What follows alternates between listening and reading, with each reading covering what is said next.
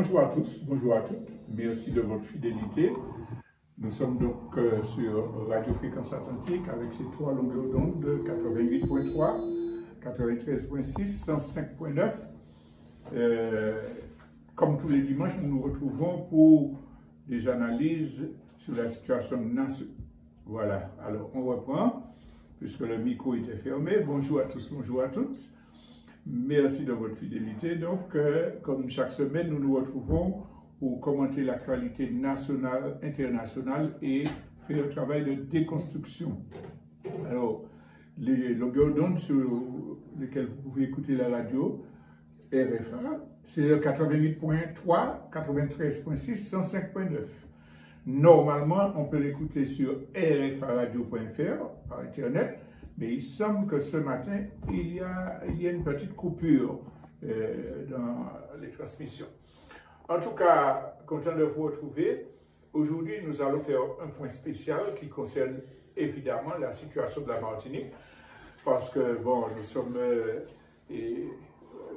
à la une de beaucoup de médias internationaux. Et beaucoup d'étrangers nous appellent à donner des compléments d'explication, des informations, puisque ce ne sont pas les médias officiels qui le feront. Alors aujourd'hui, nous allons faire un point spécifique sur la Martinique pour permettre d'analyser tous les événements qui se passent. Alors, globalement, nous sommes dans un mouvement de changement décisif. Et la situation peut déboucher autant sur une débâcle, des catastrophes, que sur une renaissance. Cela dépend de nous. Cela dépend de la compréhension que nous avons de la situation et des choix que nous ferons dans nos méthodes de lutte. La crise économique et sociétale que nous vivons aujourd'hui n'est absolument pas due au hasard. C'est la conséquence de la politique globale menée dans notre pays par le pouvoir colonial français. Nous avons de très grandes difficultés sur le plan économique, la société est déréglée, tout est en panne et de façon récurrente, des incidents, des émeutes, des révoltes se manifestent, chaque fois avec le même scénario, des forces de répression qui arrivent massivement pour écraser la contestation. Et la première chose à comprendre pour nous tous, militants qui voulons libérer notre pays, pour tous les étrangers de par le monde qui veulent soutenir la lutte du peuple martiniquais, c'est que cette crise économique et sociétale est liée à une volonté politique du pouvoir colonial de dominer de façon définitive notre pays. Alors pourquoi? Parce que la France est bousculée dans son statut de grande puissance dans un contexte international où des puissances rivales attaquent l'impérialisme occidental et deviennent de plus en plus dangereuses pour leur subsistance même, leur survie. Et la France est un maillon faible quand on la compare, par exemple, avec les États-Unis ou la Grande-Bretagne ou même l'Allemagne. Elle est d'autant plus fragilisée dans sa position par le fait qu'elle est chassée de son précaré africain et que dans l'ensemble de ses colonies, sa présence est remise en cause. On voit ce qui se passe en Kanaki et tout particulièrement. Donc, la France est menacée dans son statut de grande puissance. D'autre part, à l'intérieur de son propre pays, l'instabilité politique, institutionnelle et les difficultés budgétaires deviennent de plus en plus patentes et insurmontables. Concernant l'instabilité politique, on a vu que depuis la dissolution de l'Assemblée nationale par le président Macron et sa défaite au niveau du nombre de députés, eh bien, il a choisi une politique absolument incohérente en refusant de nommer un gouvernement pendant longtemps et deuxièmement en nommant un premier ministre qui représente le parti qui a eu le moins de voix aux élections législatives pour ressortir la même politique réactionnaire, ultralibérale, anti-immigrée que les gouvernements précédents développaient.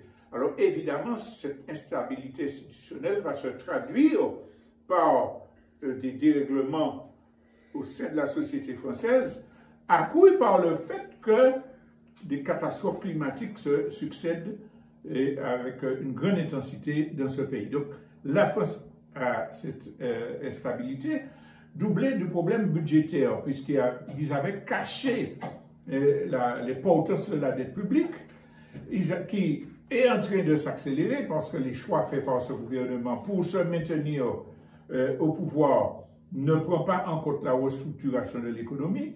Donc, ça, c'est la situation de la France qui est en train de perdre son statut de puissance coloniale, de puissance impérialiste. Et on comprendra cela encore mieux quand on se reportera au discours d'Emmanuel Macron présenté l'année dernière à l'occasion des vœux aux armées, que j'ai déjà souvent cité, où il explique clairement, bon, il faut donner la priorité à la présence de la France dans ces outre-mer. Et c'est là qu'on va peut-être arriver à retrouver des moyens de construire notre puissance, avec bien entendu un budget militaire de 450 milliards sur 5 ans à peu près. Et donc, avec le quadrillage de tous ces pays-là, envoi de forces de répression, envoi de CRS chez nous, sous le prétexte de lutter d'abord contre l'insécurité ou contre le vandalisme des métiers. Mais pour la petite histoire, vous avez entendu dire que les gendarmeries françaises ne payaient pas leur loyer aux municipalités qui leur concédaient des logements, des installations, parce qu'il leur avait été donné la consigne de ne pas payer de façon à financer notamment l'envoi des troupes en Kanaki. Donc, la priorité, c'est au quadrillage militaire et à la préparation de l'écrasement des mouvements de libération dans les colonies, de façon à pouvoir retrouver des sources de revenus et négocier son statut de grande puissance qui contrôle les puissances maritimes, donc qui contrôle les zones exclusives, etc. Donc c'est ça qui explique qu'il y a une politique tout à fait consciemment menée pour déstructurer les colonies. Alors comment ça on va donner deux éléments. Il y a d'une part la destruction du tissu économique et sociétal des pays concernés. Alors, on prend par exemple, pour ce qui concerne l'économie, des difficultés de plus en plus grandes qui sont faites aux petites et moyennes entreprises. Les difficultés qui sont imposées par les questions des normes pour empêcher qu'elles ne puissent concurrencer. Et puis, la fiscalité qui est absolument aberrante dans ce pays et qui vise à les écraser. Mais il y a également des, comment dirais-je, des pressions vis-à-vis des entreprises, des persécutions vis-à-vis des entreprises, c'est le mot que je cherchais, pour essayer de les déstabiliser. Nous avons déjà donné dans nos émissions des exemples concrets de petites entreprises, mais très petites entreprises créées par deux jeunes de 20-22 ans pour faire du thé et qui sont poursuivis pour concurrence déloyale vis-à-vis de caresses antillaises ou bien pour utilisation de la pharmacopée parce qu'ils ne doivent pas utiliser l'atoumo qui est relève de la pharmacopée française. Il faudrait qu'ils demandent l'autorisation. Donc il y a vraiment une volonté d'écraser toutes les initiatives, surtout venant de jeunes qui sont offensifs, agressifs et capables et compétents. Donc il y a ça, l'écrasement de l'économie. Il y a l'affaiblissement des moyens d'action des collectivités locales. Ça veut dire qu'on sait il y a une réduction des dotations. On sait que le coup de bluff de Macron avec la suppression de la taxe d'habitation et tout cela, non remplacé par des rentrées équivalentes, pousse les collectivités à être défaillantes et en même temps à retourner les populations contre leurs élus, les accusant de ne rien faire. Donc on déstabilise par le biais de l'affaiblissement des collectivités locales les possibilités en Martinique. Et puis, en matière de fiscalité, l'offensive qui est menée contre l'octroi de mer, ça ne date pas d'aujourd'hui. L'Europe met toujours en question. Et puis bon, on essayait de trouver des compromis pour retarder l'explosion sociale ou pour permettre justement à la France d'avoir une certaine marge de manœuvre. Eh bien cela, maintenant, c'est remis en cause brutalement. Beaucoup d'économistes l'ont déjà expliqué, la part de l'octroi de mer dans le coût de la vie est insignifiant par rapport à celui de la TVA, au poids de la TVA, par rapport aux marges mafieuses qui sont employées, qui sont mises en œuvre par les propriétaires de la caste. Mais on cible cela, c'est un moyen de faire les collectivités locales perdre le tout petit avantage, le tout petit pouvoir fiscal dont elles disposaient, et donc, en même temps, de pouvoir favoriser les pressions fiscales purement françaises. Nous avons récemment revu cette vidéo où l'on expliquait que les propriétaires des grandes surfaces avaient porté plainte pour que leur soit remboursé l'octroi de mer. Les négociations ont été faites en battable entre copains et coquets, et pour annuler les procédures judiciaires, on a versé des millions et des millions à ces gens-là. Et c'est cet argent-là qui avait été prélevé déjà par la vente des produits locaux n'a pas été restitué aux consommateurs. C'est un détournement, c'est un vol qui a été fait de cet argent et qui a atterri dans les poches des grandes surfaces. À signaler que la seule entreprise qui n'avait pas accepté cette magouille, c'est l'entreprise, le groupe Oyoen, qui avait dit non, cet argent-là a été prélevé sur les Martiniquais et c'est à eux que ça devrait être mis. Donc c'est pour montrer que c'est bien la caste dominante en complicité avec le gouvernement français qui cherche à tuer l'économie et à détourner, à utiliser les moyens de la fiscalité pour détruire le pouvoir des collectivités locales. Alors ça c'est le plan économie, finance, mais il y a également une déstructuration sociétale, on l'a dit, qui a commencé depuis de très longues années. Il s'agit de montrer au niveau international et même dans l'esprit de la population, de créer l'idée que vous n'êtes qu'une poussière de la France là.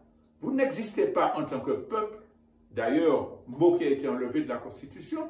Vous êtes des Français de seconde zone qu'on tolère dans nos possessions d'outre-mer.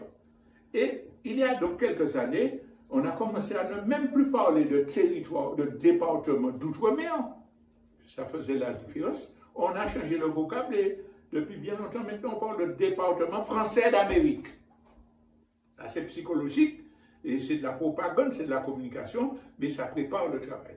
Région ultra-périphérique, on commence à montrer que bon, ce sont les régions, même si elles sont en périphérie.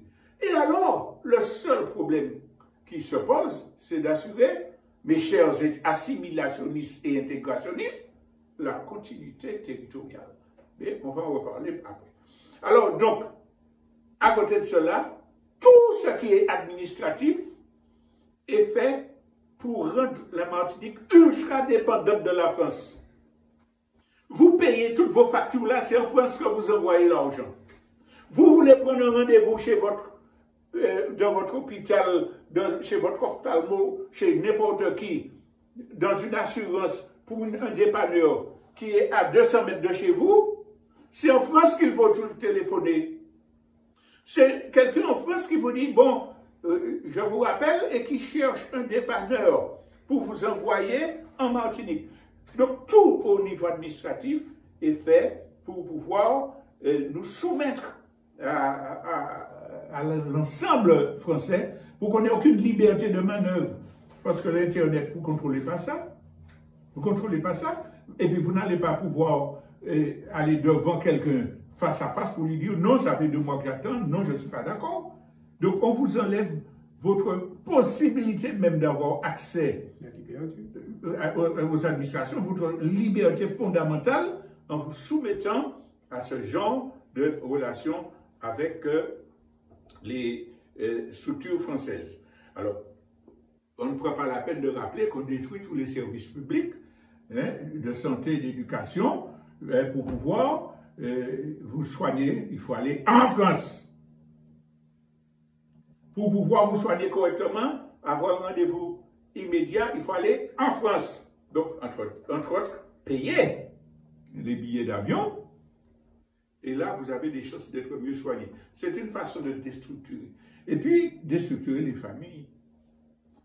Le génocide par substitution, qui consiste à envoyer le maximum de Français dans tous les domaines des services publics, de la fonction publique, mais également de les aider à s'installer au niveau des entreprises avec l'aide des banques.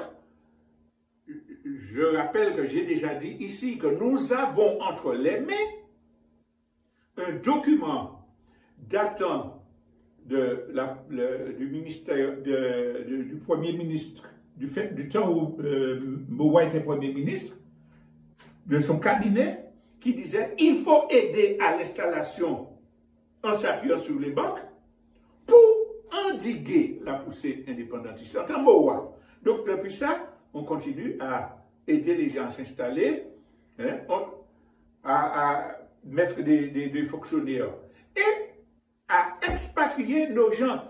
L'histoire de...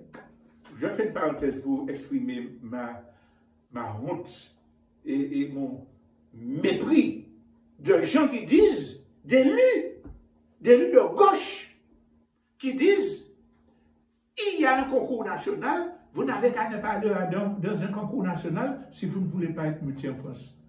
On prend des gens qui viennent de se marier, qui s'occupent de leurs grands-parents, grands-pères, qui ont réussi un concours, pour les envoyer dans les banlieues de Paris. C'est un crime, ça c'est un crime. Et c'est une volonté de déstabiliser le peuple martiniquais, les familles. C'est criminel. Et ça va nous poser la question du pouvoir politique. C'est ça le génocide par substitution. Et comme on l'a dit, tout cela dans un cadre de quadrillage répressif, la multiplication du nombre de gendarmeries, envoi de forces de répression, etc. Ça, c'est le plan français. Alors, franchement, si nous ne prenons pas en compte cette réalité-là, et puis que nous entendons impulser la lutte du peuple martiniquais, est-ce que nous ne nous faisons pas des illusions?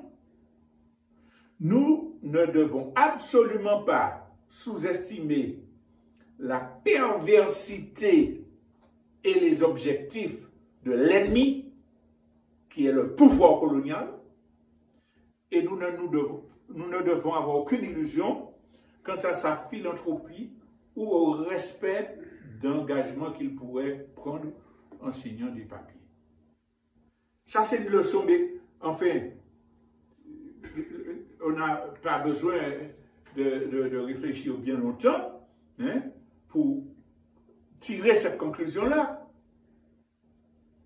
Quelle que soit la revendication que nous faisons, qui est justifiée, qui est légitime, qui concerne les questions immédiates, nous devons prendre conscience que se pose le problème du pouvoir politique et de la perversité du dominant colonial et de la caste qui lui sert de relais ici. Si on ne met pas ça comme grille d'analyse, on va lutter, peut-être avec sincérité, avec courage, on va faire des sacrifices, mais on va conduire le peuple à l'échec. Et si on est sincèrement pour son peuple, on ne peut pas ignorer cette réalité-là. Donc, la conclusion fondamentale de cette explication que je viens de faire, c'est que la lutte pour le pouvoir politique est absolument consubstantielle de la lutte pour l'amélioration des conditions de vie immédiates. Et que tout cela doit être pensé dans une stratégie globale. Les luttes que nous avons sont nombreuses. Il y a la lutte contre la vie chère.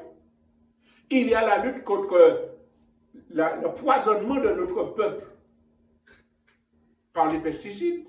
Des gens meurent. Des gens ont des cancers de plus en plus nombreux. Ils ne sont pas indemnisés. Ils ne sont pas soignés correctement. Donc les luttes pour les réparations sont aussi importantes que la lutte pour la vie chère. Il y a pas de, on ne va pas dire, bon, ben, on ne peut pas faire tout en même temps, on va faire ça et puis après ça, on va faire ça. Non. Il faut avoir une stratégie qui prend encore toutes ces urgences-là, puisque toutes sont des urgences. Pour dire, bon, quelle stratégie devons-nous avoir pour contraindre le pouvoir colonial à prendre en compte nos revendications, là, concernant toutes ces urgences-là. Si on ne fait pas ça, il n'y a pas de problème de choisir un front de lutte. Hein? On n'est pas obligé de, personnellement ou en tant qu'organisation, de lutter de tous les fronts. Mais quand on organise la lutte sur le front sur lequel on est, on prend en compte la nécessité des autres luttes et la nécessité qu'on réfléchisse dans un cadre global et qu'on établisse une stratégie globale. Ce qui appelle à la question de l'organisation et de la cohésion du peuple. À l'époque, je dis à l'époque, c'est-à-dire jusqu'à il y a une vingtaine d'années, les Martiniquais ont toujours lutté. Il y a toujours eu des mouvements de masse. C'était essentiellement des mouvements populaires dans les secteurs de travailleurs, les grèves. Depuis que, je ne prends pas la peine de retourner sur les luttes contre l'esclavage et contre la colonisation avant 1948. Je ne parle pas de l'insurrection du Sud, je ne prends pas la peine. On admet que le peuple martiniquais a toujours lutté. Dans la période de départementalisation, l'essentiel des luttes populaires était soit spontanées, par exemple, contre la vie chère, pour une augmentation des salaires, éclatait dans les campagnes, en général au mois de février. Des accords étaient signés. Non, d'abord, des massacres étaient perpétrés. On tuait à balles réelles jusqu'en 1974. L'armée française a utilisé des balles contre des gens qui demandaient 35 francs 46. Et puis, le mouvement se tassait après. Il y avait donc ces luttes spontanées. Puis, il y avait des luttes organisées sur le front politique pour un certain nombre de questions.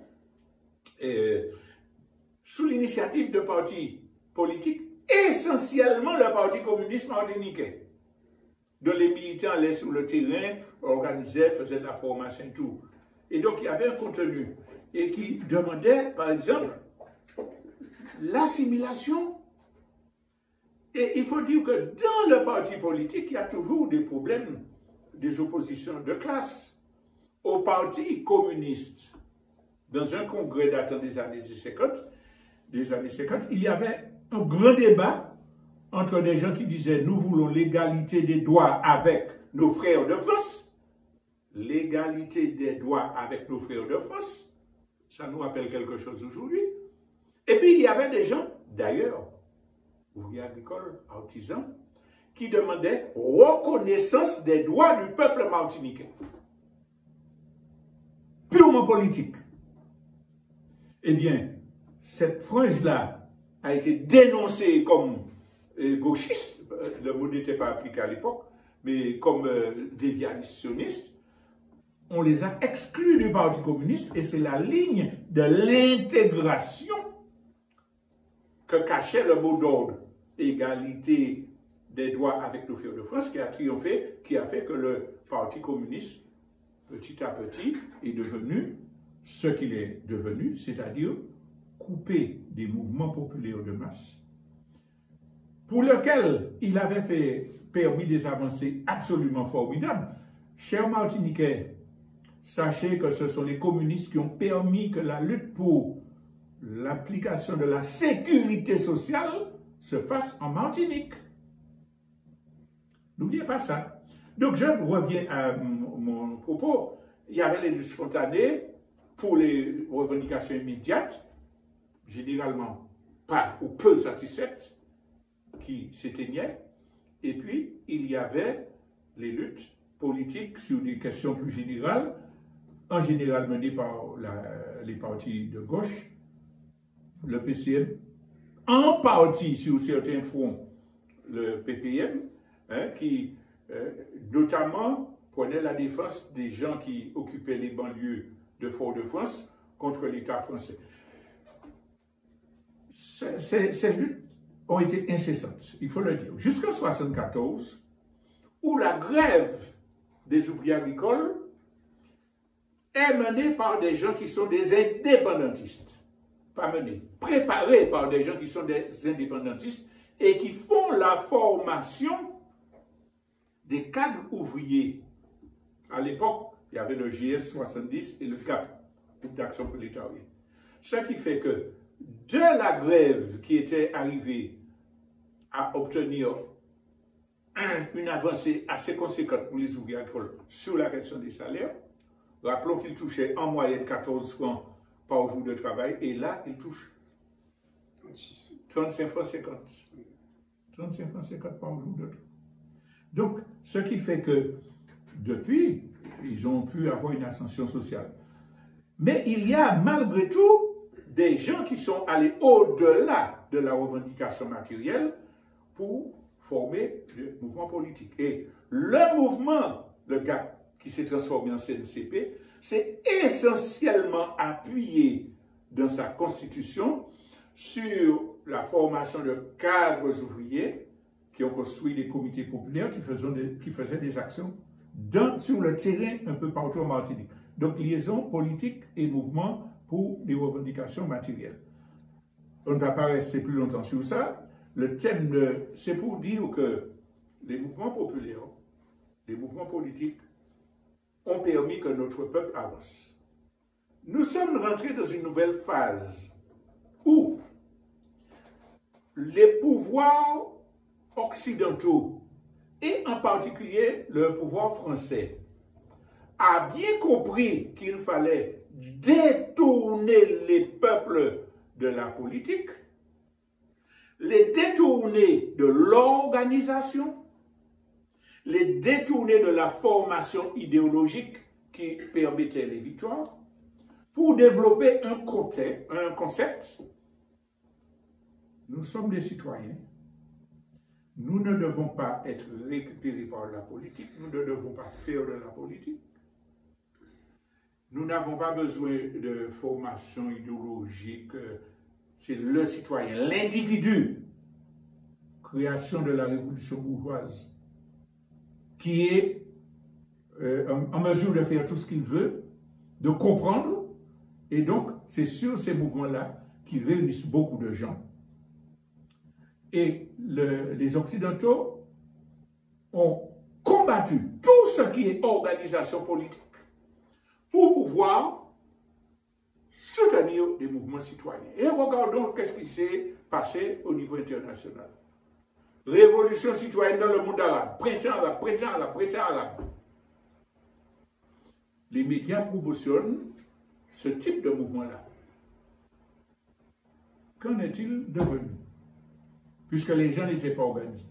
Eh bien, le pouvoir qui, lui, est organisé, qui a son armée, fait un coup d'État, et pour prendre le cas égyptien, où on avait chassé un dictateur, où il y avait des révolutions citoyennes, on se retrouve avec le maréchal Sissi, qui a déjà coupé 600 têtes, qui a déjà pendu 600 personnes, etc., qui mène une dictature totale, féroce. Et dans tous les pays où il y a eu des révoltes démocratiques citoyennes, sans organisation politique, ayant un objectif politique cohérent, on a abouti à des échecs. Disant cela, est-ce que ça signifie que nous devons combattre les dynamiques citoyennes? Absolument pas. Mais absolument pas. Nous disons l'objectif mené par le pouvoir. Mais le peuple n'est pas couillon.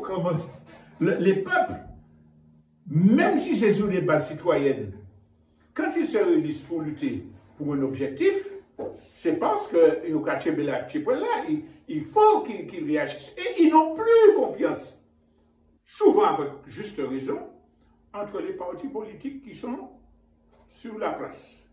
Donc ils disent il faut qu'on prenne les choses en main. Il y a la volonté du pouvoir colonial, du pouvoir impérialiste, mais il y a la volonté du peuple. Quand nous plaît, nous pas ni nous nous, donc nous bloquer. Bravo. Et c'est l'objet d'une lutte politique.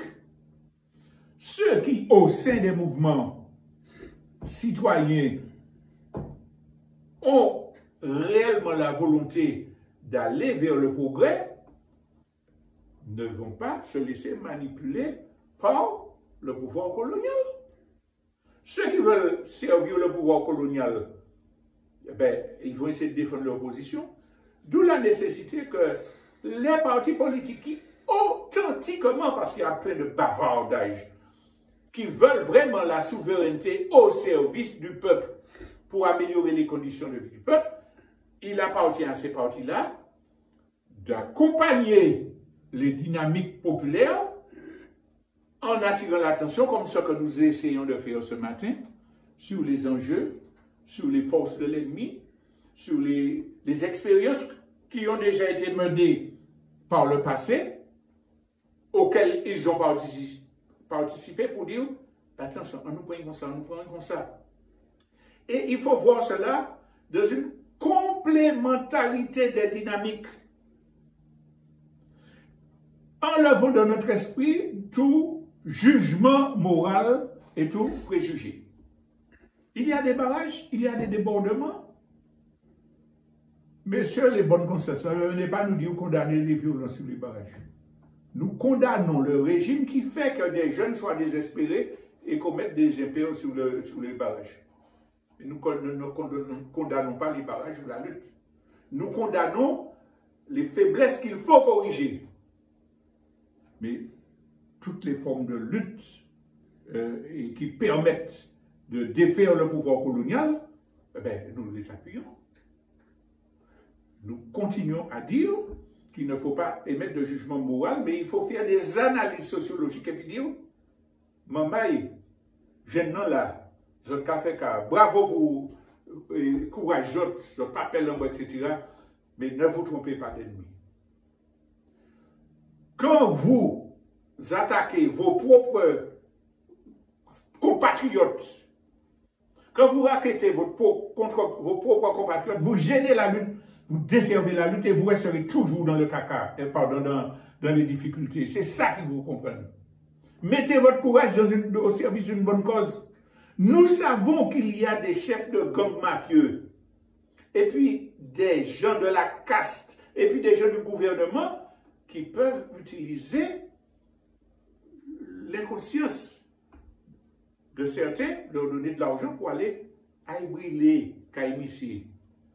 Pour m'empêcher à de propagande, c'est des vagabonds, c'est des voyous, et il ne faut pas faire barrage, etc. Donc vous travaillez contre votre camp. Les provocateurs travaillent pour leur argent en toute conscience, mais ils sont peu nombreux, il faut les isoler. Il faut de l'organisation sur les barrages. Il faut que les gens qui appellent structurent les relations pour qu'il y ait une ligne de conduite favorable au peuple. et faisant barrage aux provocations. Et il faut surtout parler à nos frères, à nos enfants, à nos jeunes là. Ce sont nos enfants. Pour leur dire, maman, ça fait raquette là, il n'est pas bon. L'autre cas tire contre l'autre. Fais ci, fais ça. Fais ça plutôt. Venez, on nous fait ci. Et puis leur proposer des alternatives. Puisque souvent, c'est par désespoir et besoin qu'ils mettent dans la délinquance. Mais ça, nous, qu'a proposé. Nous, qu'a goûté contre français, mais il faut que nous fassions ci, il faut que nous fassions ça. Il faut que nous ayons des activités alternatives. Il faut que nous essayions de former qu'on ait une dissidence et puis le gouvernement français. Il faut leur parler. Ça passe, c'est pas magique, ça ne passe pas du jour au lendemain, mais il faut faire ce travail-là et surtout structurer les barrages, structurer la lutte pour montrer qui est l'ennemi principal. Et puis il y a des tactiques dans la lutte. L'ennemi vous pousse à la faute. Je pense à cette phrase de Mao Tse-tung. Quand l'ennemi attaque, nous reculons. Quand l'ennemi s'arrête, nous le harcelons. Quand il recule, nous le poursuivons. Mao Tse-tung, ils sont partis à 13 dans une maison, ils ont fait la révolution chinoise. Donc il ne faut pas être guidé par l'émotion, la rage, etc. Il faut avoir une stratégie dans le combat.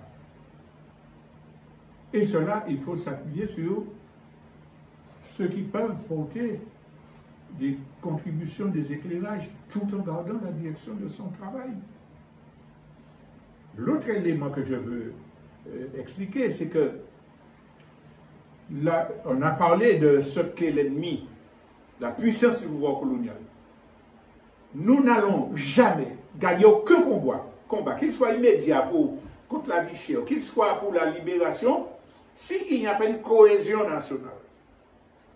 Ça veut dire que nous arrivions à surmonter nos divergences pour pouvoir centrer les feux sur l'ennemi qui est le pouvoir colonial. Nous n'allons jamais gagner si nous ne le faisons pas. Ça signifie quoi? Ça signifie que tout ce qui est contradiction secondaire, on met sur le côté. On doit s'interdire toute généralisation et tout jugement moral à l'emporte-pièce. Dire, m'en bas les pièces et lui rentrer dans ma main, c'est casser la cohésion nationale et mener le peuple assurément vers l'échec. Dire, en nous garder qui est lui qui est assimilationniste, intégrationniste, qui a foutu nous fait, et puis qui est lui qui a fait quelque chose, même s'il ne paie pas en pile, pour nous travailler autant que nous payons et puis. En nous garder qui politique chaque monde a développé. Est-ce que c'est un coaching ou bien est-ce que c'est un bouc qui a fait coïper l'histoire des cellules? C'est un exemple. L'histoire des catégories sociales. Il y a encore des gens qui racontent, les fonctionnaires, il ne faut pas nous mélanger, j'en ai 40%. C'est de l'ignorance. Il y a fonctionnaires français avec des privilèges, des villas, de ceci, et puis la masse des fonctionnaires qui ne sont pas catégorie A ou B, qui sont des gens qui font quelques heures dans les cantines, et qui touchent ces 40% là, n'alphabète non plus. Il faut rappeler que quand on arrive à la retraite, on perd les 40%. Il faut rappeler que quand on est fonctionnaire, on n'a pas droit à la bourse pour ses enfants, etc., etc. Que depuis 1953, où nos aînés ont fait 3 mois de grève pour obtenir les 40%, c'est parce que les blancs touchaient et que les nègres ne touchaient pas. Et que dès qu'ils ont touché ces 40%-là, le système s'est organisé pour les appauvrir, des banques à taux, etc. Et qu'aujourd'hui, la masse des fonctionnaires n'est pas une masse privilégiée. Donc, qui fonctionnait, qui travaillait, qui chômait, l'ennemi, c'est le pouvoir colonial. Quand on dit ça, quand on dit qu'il faut faire la prison, ça ne veut pas dire que nous avons soutiré vagabondage. Ça ne veut pas dire que si on a dit un bagaille, nous avons ça pas bon du tout, nous pas dit, c'est pas comme ça pour faire. Nous avons laissé une expérience. Mais nous-mêmes, pas qu'à voyer l'huile dans les buffets. ceux qui veulent le succès de la lutte du peuple martiniquais doivent travailler à la cohésion nationale. D'autre part, dans la recherche des solutions immédiates, il faut absolument qu'il y ait plus de concertation entre les différentes parties du peuple. Il ne suffit pas de dire tout peuple en aller, il suffit de dire bon, vous les artisans, comment vous voyez ça? Vous les coiffeurs, comment vous voyez ça? Qui manière nous a demandé ça? Vous les représentants de collectivité, on ne va pas parler de rencontrer du préfet puis la caste de la préfecture, on va parler entre nous. Entre nous. Et parfois même clandestinement. Vous dites, bon, qui ça nous a demandé, qui nous fait, etc. Il faut que les revendications prennent en compte les positions de tous. Parce que ce serait prétentieux de croire que tout seul, je peux savoir quelle est la meilleure formule, comment, que demander, etc. Parce que Kapziek a dit, bien qu'il. Et quand on a échangé, on peut comprendre que, voilà, on va demander, par exemple, le pouvoir pour qu'effectivement nous puissions commercer avec la Caraïbe. Parce que, qu'est-ce que l'automobile là? La casse Cavon, 2000 euros, là, il y a vendu 150 euros en France. Là, il a coûté 100 euros dans les îles voisines de la Caraïbe. Je vais payer un billet d'avion 200 euros, je vais faire un petit promenade, je vais faire des pièces main. Je n'ai pas de problème. Mais justement, le pouvoir politique m'interdit de commercer avec mes voisins caribéens. Donc, la revendication, peut-être, nous demandons la possibilité d'acheter les produits qui sont trop chers dans la Caraïbe. Pas tirer l'octroi de mer des collectivités. Hein. On dit, les Martiniquais ont le droit d'aller acheter, je passe un accord pour que les Martiniquais aient le droit d'aller acheter des pièces automobiles de ceux-là dans l'environnement caribéen. La vie chère finie. Enfin, la vie chère pas finie. Mais on a une amélioration et une réponse immédiate qui sert notre lutte pour la souveraineté. Ce n'est qu'un exemple, mais pour vous dire, et ce sera ma conclusion, Martiniquais, Martiniquaises, chers compatriotes, nous sommes dans un moment où les choses peuvent changer réellement. Soit nous avons accompli fait, soit nous avons décollé. Nous avons décollé si vous semblez, si nous catinez, si nous respectons comme nous y'en a l'autre, et puis laissez ça qui fait bien à ce côté, pour constater quel est l'ennemi principal, le pouvoir colonial français. Quel est l'objectif principal? Conquérir la souveraineté totale de notre pays. Je vous remercie de votre attention.